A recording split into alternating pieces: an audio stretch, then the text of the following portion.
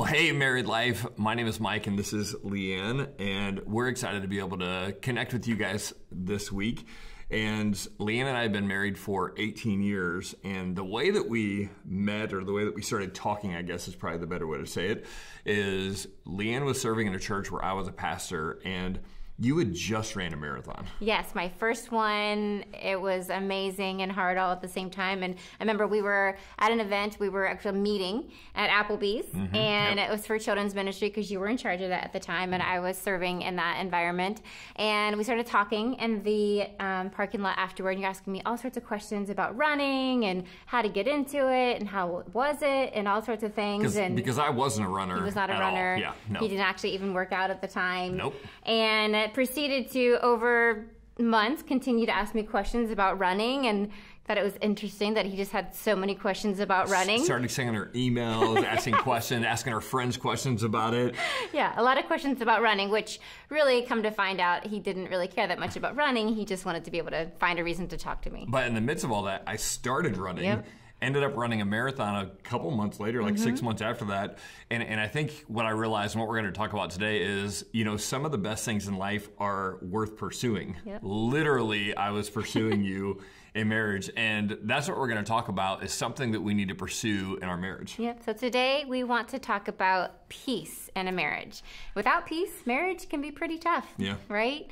In Ephesians 4:1-3, you've read or heard this verse before. I urge you to live a life worthy of the calling you have received. Be completely humble and gentle. Be patient, bearing with one another in love. Make every effort to keep the unity of the Spirit through the bond of peace.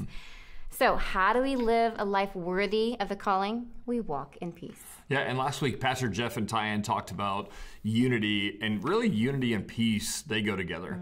And peace in marriage, to define it a little bit, because I think it's good to define what peace is, it's not the absence of conflict. The goal is not to have conflict. In fact, most healthy marriages, all healthy marriages have conflict, but it's the constant awareness that you're on the same team. You're still going to have conflict, but it's the idea that even though we may argue, even though we may have disagreements, we are on the same team. I think it's so important that you do define what peace is, because it does not mean, again, like the absence of conflict or everything is perfect. That's definitely not what peace is. I think, you know, a time that illustrates just having peace and unity. I remember the boys were younger and we were part of a church, and it was growing, it was thriving, and you were really involved. You were traveling a lot, helping other churches with their growth and leadership, and it was a great time. Like you were in your element, you were doing what you're passionate about, and I was a stay-at-home mom with the boys and felt like that season of my life, like my calling was to be with the boys and be a great pastor's wife, and was trying to really lean into that. And I was a yes person. I was like, yes, go and do and be, and I was all for it for a while, and over time, the all for itness, the yes kind of started to subside, and I was tired, and I eventually just felt alone, just so alone. I became bitter, and I didn't feel like there was peace in our marriage, in our family, in our home, and I wrestled with that a lot. And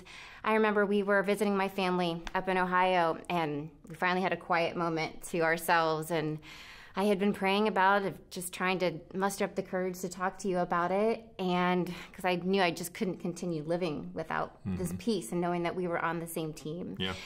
So I remember bringing it up to you, and you were quiet, but then when we came back home, you took a 180. Like, you had a choice of being like, no, this is what I'm meant to do, and keep pursuing it and moving in that direction, but you chose to do a 180 and pursue peace in our marriage and in our home, canceling meetings, canceling traveling, knowing that it was more important to have peace in our marriage and in our home than it was to continue down that path. And I would say that for some of you, you know, you've come in and this is where you're at. You don't have peace right now. And I would encourage you, that 180, looking back, is one of the best things we ever did, because the tricky thing for me was we were in a growing church and we were doing what God wanted us to do. And so you feel like you're a part of a calling, but you know, the biggest calling, I think, for most people is what happens in this relationship. And so it's not right to sacrifice what's going on in your relationship because you're doing other things, you're successful, you're working. And so if there is no peace, I would encourage you to have the conversation. First of all, have the courage to have the conversation, and then the courage to actually make some change as you go through it, because it's not going to just come. Right. We actually have to work on peace if it's going to come back into our marriage, and we're going to see that in our marriage. And so we've got to work on it. So we want to look at a verse that really points out 4 things to do to not only keep the peace in our marriage, but restore the peace if you're at a place where you don't have that right now. Right. So in Psalm 34:14, again, these 4 things: turn from evil and do good, seek peace and pursue it. So turn from evil, do good, seek peace and pursue it. These 4 parts are going to be amazing. That's what we're going to talk about today. So the first one, turn from evil. So I remember one time we were dating. We went out to dinner with some friends and just having a good time. And Mike likes to joke, right? He's a fun guy. Well, all of a sudden... I'm very sarcastic. Very sarcastic, yeah, very funny. Very funny, yes. I became the brunt of his jokes, and I did not enjoy that. I did not want to be the one being made fun of in this scenario or any scenario. And it was not fun. Like, that was just not a great environment. I didn't enjoy it. And so afterward, I brought it up. I said I don't enjoy being in that position, and I don't feel respected or honored, and that was a sense where there wasn't peace. And that being a great example of, again, you had an opportunity to be like, well, that's just who I am, and I joke, and it doesn't matter. But again, you chose to do that 180, to turn from evil, and chose to prefer me and not make me feel bad, and that our relationship was more important. You didn't want to keep hurting me, and so you chose to, okay, you won't be that anymore. Yeah, and I think that there are just some things that our spouse doesn't like. And I think the best piece of advice is, if your spouse doesn't like it when you do it, stop doing it. And it's so simple, but it is hard. It's hard but that's who I am, and this is what we do. And I'm like, there have been times throughout our marriage where I have found myself digging in my heels at something that she's not like, to go, but that's who I am, and this is your problem, not mine. But sometimes it's just good to stop and to just listen. If they don't like it when you joke on them in public, if they don't like the comments that you make, if they don't like how much you divulge to your mom or your like any of those things that your spouse is saying, hey, I don't like when you do this, to be able to pull back and go, all right, let's try to be humble, gentle, some of the things we talked about in the previous weeks. And what would it look like for me to just stop doing? The question for us to ask is, what do you need to stop doing? What do you in your relationship need to stop doing? And you and your spouse have talked about. So the second thing is do good. So quit doing evil and do good. Right. Pretty simple, right? This is the opposite of, turning from evil. So now you're going to choose to do good.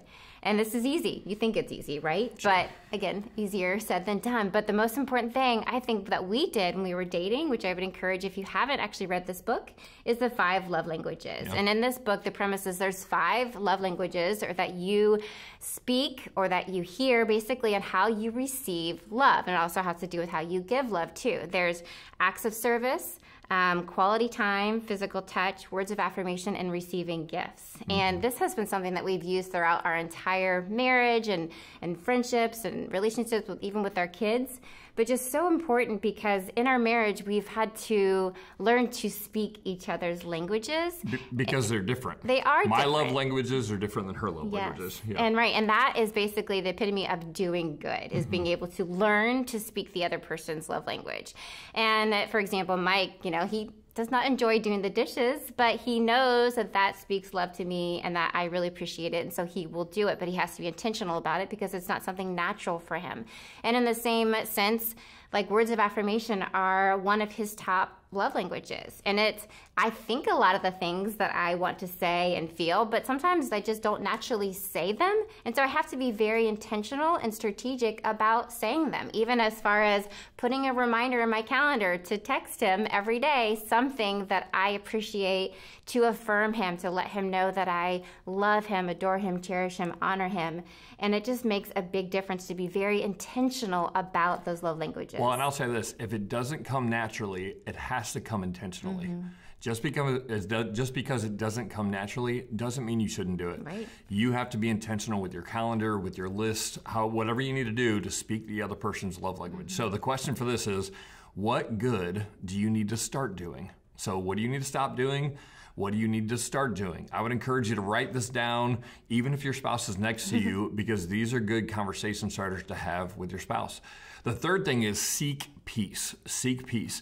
And what this looks like in a relationship is walking into the relationship believing the best about your spouse. There are moments in time where you're going to have an expectation of how your spouse is supposed to act, and the reality will not meet the expectation. There will be a gap between what you expect and what they do. And when that happens, you'll have a choice. You get to choose what you're going to put in the gap between what you expect and what they're going to do. You can either choose to believe the best and to put trust in the gap, or you can put blame in the gap. And trust in the gap looks like, well, I'm sure that she was this, I'm sure he was this, and I'm sure he's late because of this. Like it's believing the best about them. But blame in the gap looks like you're assuming all the wrong things. And so for us, if we're going to seek peace, we need to believe the best about our spouse and decide that the story we tell in our head about them is going to be a positive story, believing that they love us, they care about us, they want the best, and they are not seeking to hurt us. Right. And so we seek peace by believing the best. So what would it look like for you to approach every conversation with your spouse, believing the best about them? That's good. And the fourth way to have peace in our marriage is to pursue peace. When we lose our peace, we have to pursue it. We're all going to have arguments. We're all going to have times where we don't meet eye to eye, and it may feel like we're not on the same team, or we might not even want to be on the same team at that point in time.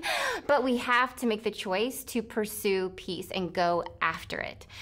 I remember one time there was just some situations of just parenting, that's a thing when you don't agree on parenting.